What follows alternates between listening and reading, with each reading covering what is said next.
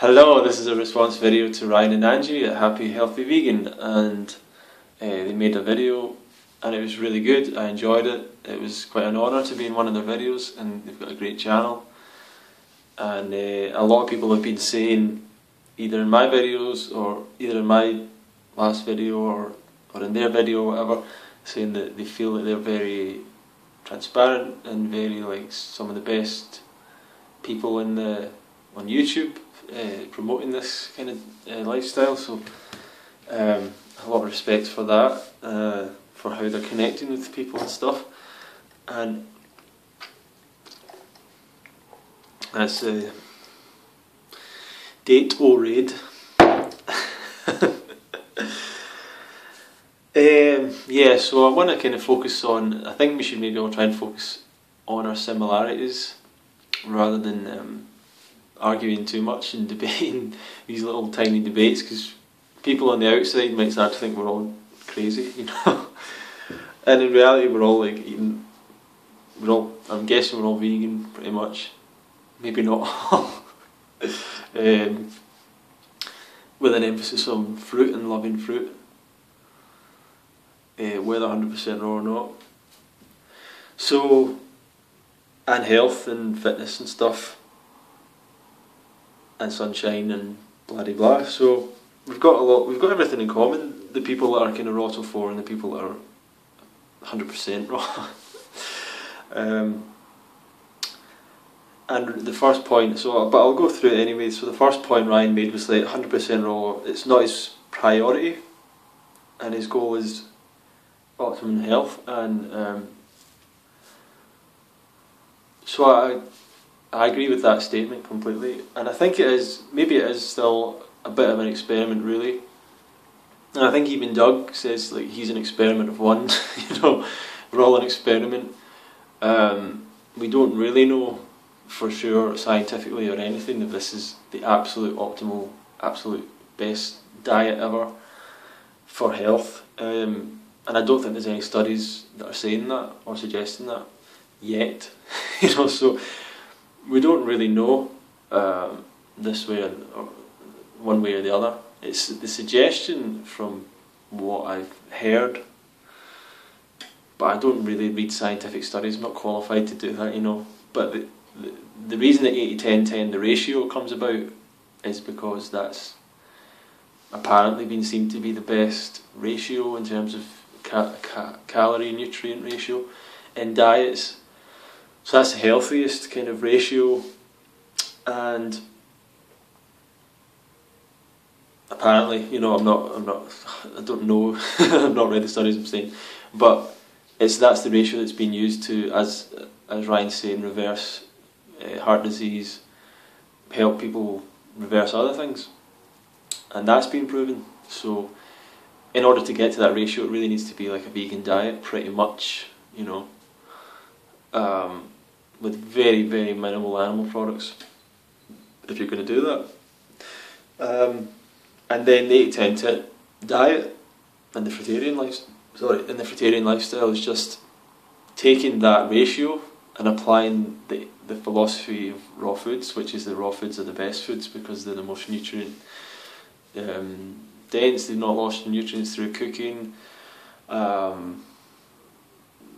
We're eating the foods eaten in their natural state, so it's more likely to be our natural foods, you know, so that kind of thing. So that's what suggests us towards fruitarian, very high fruit diet, 8-1-1 style, etc. And I do think that what we need to keep in mind is that the big, probably for me anyway, probably the best teacher about health and optimal health is Doug Graham. A lot of the guys like, say, Bernard and Dean Ornish or Caldwell Esselstyn or Dr. McDougall, the starch kind of starchivore sort of crowd, Neil Furman, Dr. Furman. So all these guys, brilliant work, and I love what they do. They're so passionate and it's fantastic, the results they get, but they don't really talk about health. The overall spectrum of health. You know, they don't come from the natural hygiene movement, and that's optimal health, or the science of health is hygiene. You know, those guys just pretty much specifically talk about diet and the effect that diet has. But we're not at a stage where we're looking to reverse heart disease. You know, we're not there. None of us treated ourselves that badly for so long that we got there. We got out of that, so we're not really at risk of that. So we don't really. I still love hearing that information, passing it on to other people. But the people that are talking about optimal health are more like people that come from hygiene background. And that's Doug Graham to me. He's carrying on the torch of natural hygiene. He's the guy that it's been passed to. He's the person that's found a way of creating a fully hygienic diet using the foods that fit our biological design. But he also talks in his books about the 36, or in the 80-10-10 book, about the other 36 aspects of health. I don't know if he goes into it in great detail, maybe he'll do that in other books. And in his lectures, for sure, he talks about the other aspects of health. He did a lecture at Woodstock, which was the laws of life, how the laws of life can help you or something. And he wasn't really talking about food at all, he was talking about other aspects of health.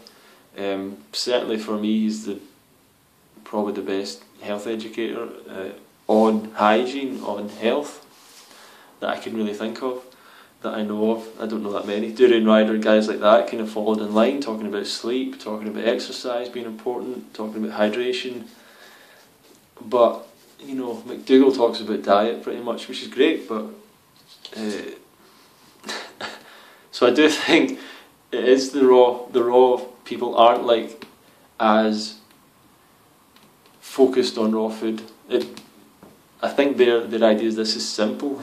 Nutrition is simple. It's fruits and vegetables, and it's the other. But it doesn't really matter. And I would agree with that. Like, if you're doing the perfect fruitarian style 8-1-1 diet, and you're not sleeping, and you're not exercising, and you're not having good relationships with your friends, and you're stressed out at work, and you've got no money, and whatever, kind of everything goes out the window now for sure.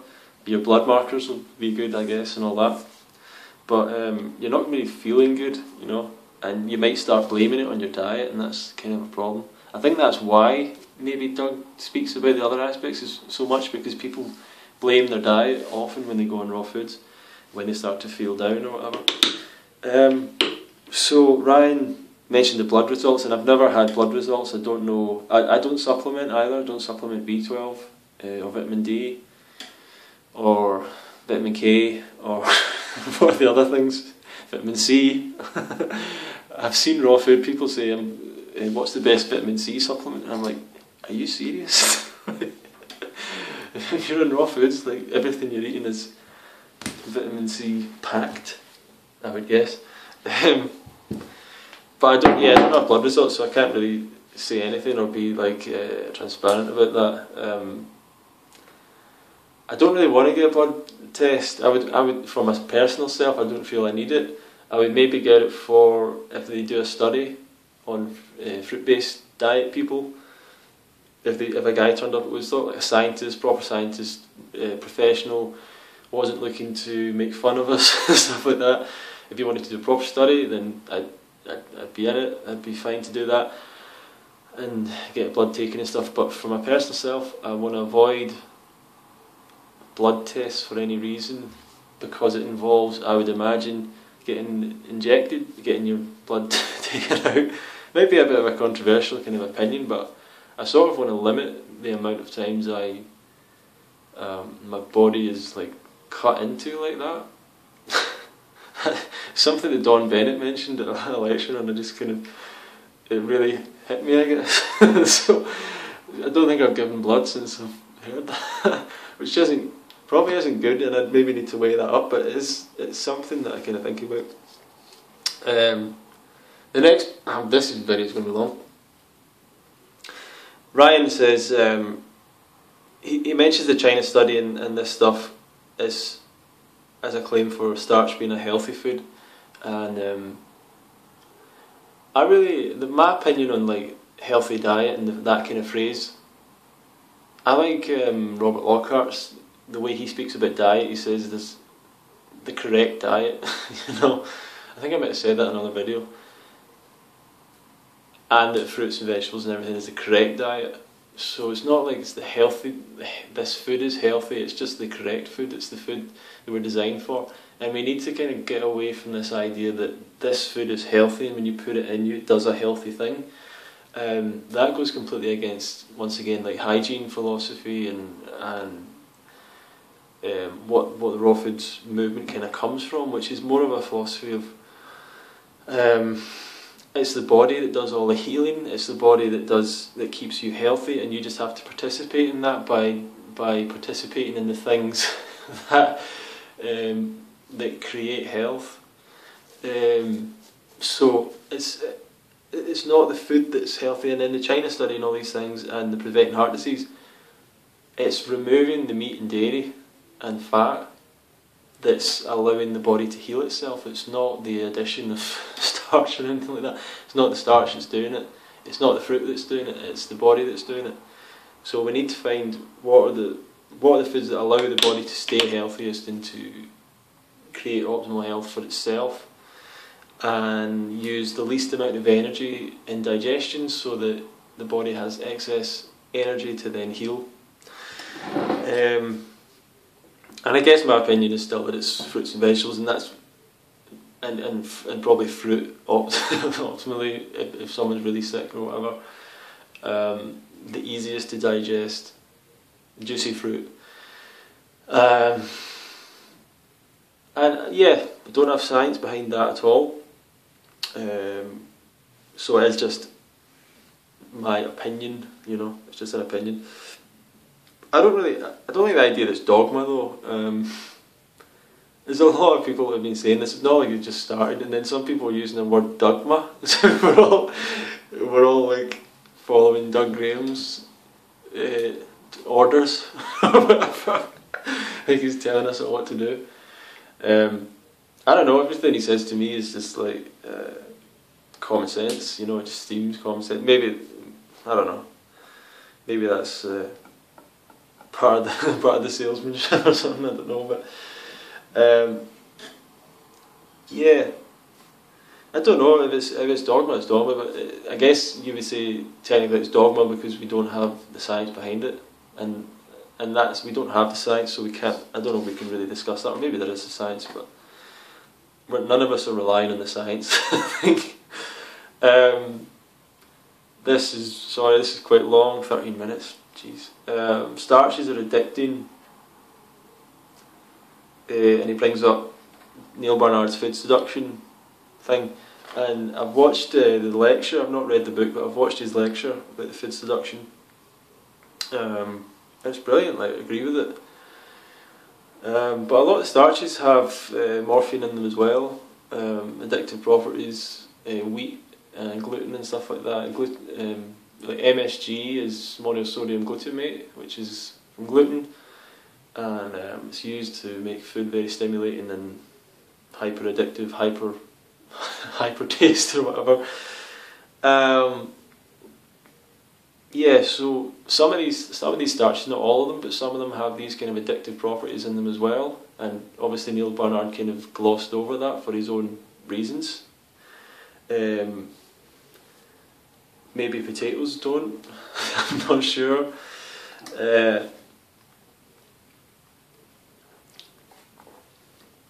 And the idea that fruit's addicting, I kind of wish it was addicting. I wish it was more addicting.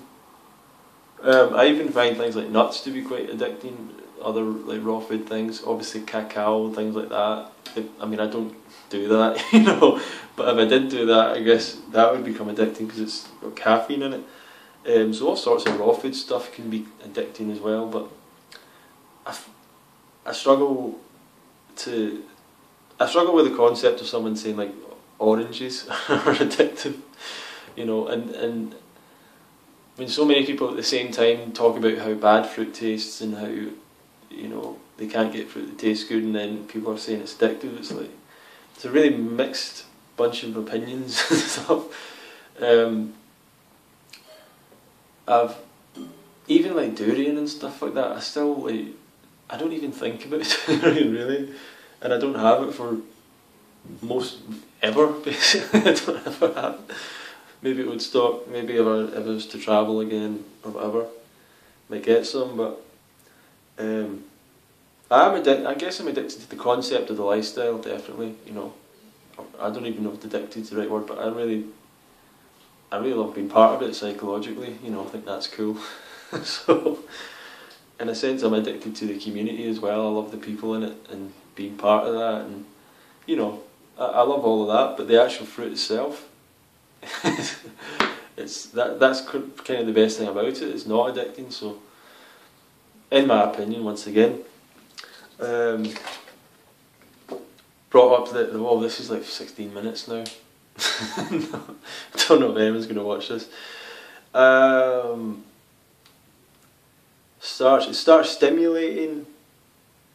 I said it was stimulating, and I obviously made that point about Durian Rider.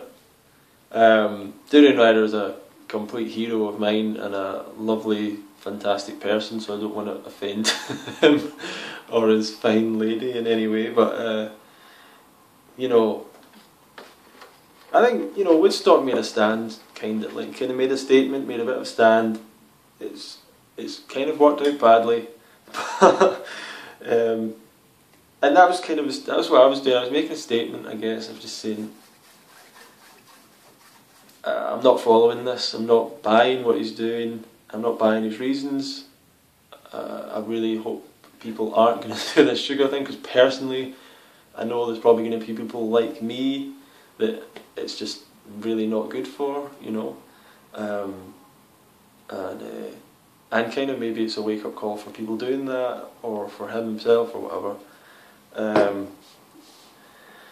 But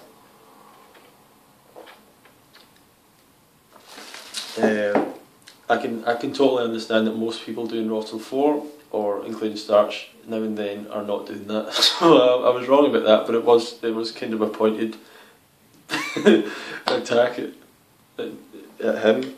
But I think for me, like, if I was to do, for me personally, like, if I was to start including starch again, I think it would help me eat more fruit if I allowed myself to have sugar, because I could become addicted to the sugar more than the starch, and then adding the sugar to the banana smoothie would make that more appealing than potatoes, because I would become addicted to the sugar. So I guess that's the way I looked at it. But personally, like, my own experience with Ronster 4 and trying all that, it didn't work out, didn't feel good, couldn't get the balance that other people are getting or claiming to get. And a lot of people are saying, oh, starch isn't addictive and things like that. But, you know, Ryan says, like, it's not addictive, but he'd also made a video about, like, eating rice like halfway through Woodstock, so his argument would be a lot stronger if he'd been at Woodstock and just ate fruit and then went home and ate what he liked. But it's just an indication to me that there was a kind of desire there to have the backup plan on hand. Personally, I didn't eat cooked food at Woodstock. I thought it was enough fruit. There was a guy had a big thing of orange juice all the time. So if anyone was getting, like, undercarbed or anything like that, there was OJ, you know, Mr. OJ man, constantly. Like, that's when I did a long run at Woodstock, and much longer than I've ever ran before, and I didn't have any problem really with being undercarbed or anything, and I wasn't even force eating or anything as far as I can remember. But that's just my opinion, my experience.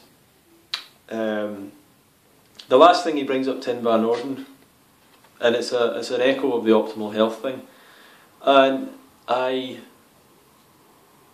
agree with his statement. He doesn't want to label himself a raw foodist, but even within the statement, if you listen to what Tim's saying, he says, do I think raw foods lead to optimal health? Yes. Or he says, I do.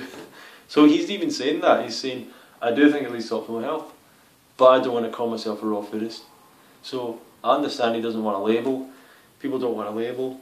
They want to, because that can bring problems where you're like forcing yourself to do something. So I can understand that. But even he's agreeing that raw foods lead to optimal health. I think they're a part of optimal health. That's my experiment. That's my my own opinion. I don't know yet. That could change. And I would say that Gatorade, a good Gatorade is quite is quite. Oh, you do enjoy it. I don't know if it's addictive, but I do have it quite a lot.